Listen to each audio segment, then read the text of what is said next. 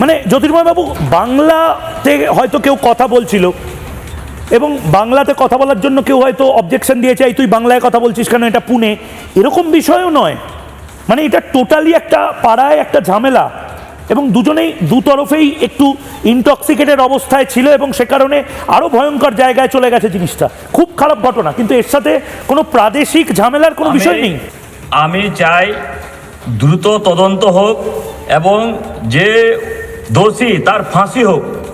কিন্তু এখানে অভিষেক ব্যানার্জি এসে বললো কি দরকার পড়লে 10 দিন পরে আমি যাব।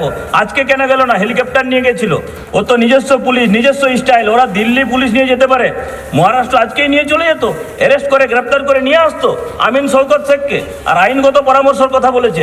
তৃণমূল কংগ্রেস তো এখন নতুন একটা উকিল পেয়েছে, সুপ্রিম কোর্ট ছুটছে, হাইকোর্ট ছুটছে, আর তো কোনো অসুবিধা নেই। সেই বড় উকিলকে নিয়ে আজকে মহারাষ্ট্র চলে যেতে পারত মাননীয় মুখ্যমন্ত্রী। এর থেকে বড় উকিল তো নেই এখন। তিনি দাঁড়িয়ে একদম পুরোপুরি লাইভ করে সারা দেশকে দেখাচ্ছেন, ওকালতি করছেন। তো আজকেও তো উনি এটার আইনগত পরামর্শ দিতে পারেন, উনিও তো মহারাষ্ট্রের কোর্টে যেতে পারেন। আর তো কোনো বিষয় নেই, নতুন কোনো সমস্যাও নেই আর, কারণ উকিলও আছে, নিজস্ব ফোর্স আছে। ভারতবর্ষের এরা আইনও মানে না, যুক্তরাষ্ট্রীয় পরিকাঠাও মানে না, তো এরা তো নিজস্ব ফোর্স নিয়ে গিয়ে অ্যারেস্ট করে নিয়ে আসতে পারতো। ঠিক ঠিক। শুনুন, শুধুমাত্র রাজনীতি করার জন্য করছে। বিজেপি শাসিত রাজ্য বলে বলে বেলডাঙ্গার যে ছেলে আলাউদ্দিন শেখ, যাকে ঝাড়খণ্ডের পালামুতে সে হত্যা করা হয়েছে না সুইসাইড করেছে আমি জানি না, সেখানের পুলিশ বলতে পারবে। ইন্ডি জোটের এদেরই শরিক, তারাই সরকার চালাচ্ছে, কংগ্রেস এবং জেএমএম।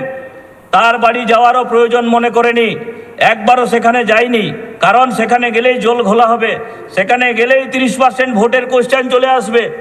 ওখানে গিয়ে জঙ্গলমহলকে গরম করার চেষ্টা করেছে, জঙ্গলমহলকে অশান্ত করার চেষ্টা করেছে। আমিও হুঁশিয়ারি করে বলে দিচ্ছি, জঙ্গলমহলকে অশান্ত করার চেষ্টা করবেন না।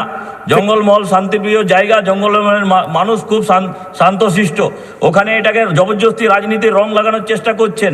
রাজনীতির রং লাগালেও রাজনীতির রং লাগবে না, কাউকে জবরদস্তি বলাচ্ছেন ওখানের ওদের কোনো আত্মীয় স্বজনকে দিয়ে কি বজরং দল হত্যা করেছে, বিজেপি হত্যা করেছে।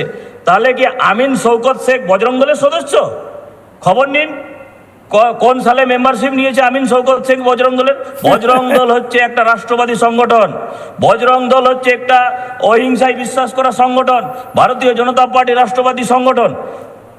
বেশ দুর্ভাগ্য, অ্যাকচুয়ালি সমান সোনার চামচ নিয়ে রাজনীতি করতে এলে তো এটাই হবে। স্ক্রিপ্ট যে রাইটার আছে আইপ্যাক, ভুলভাল তথ্য দিয়েছে, আর ভুলভাল তথ্যের জন্যে মাননীয় যুবরাজ ফেঁসে গেছে।